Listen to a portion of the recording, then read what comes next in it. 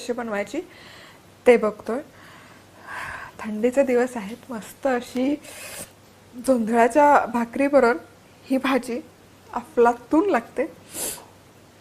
सुरुवात करूयात। तर सगळ्यात आधी सुकं खोबरं घ्यायचं, किसलेलं सुकं खोबरं, तुकडे घेतले तरी काहीच हरकत नाही, आणि लालसर रंग येईपर्यंत भाजून घ्यायचं।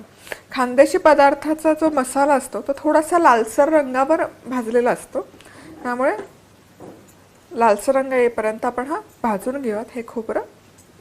चला तर मग इथे सुक्या खोबऱ्याला छान असा तांबूस रंग आलेला आहे। आता हे खोबरं आपण मिक्सरच्या भांड्यामध्ये काढून घेऊयात।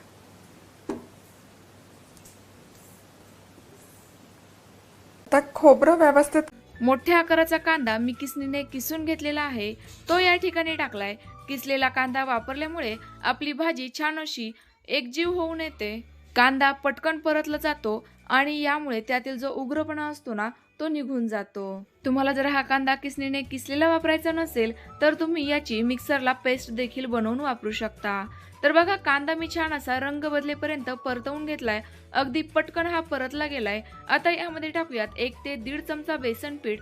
बेसन पिठामुळे देखील आपल्या भाजीची ग्रेव्ही जी आहे ना ती छान अशी जिवळून येईल, चवदार देखील होईल।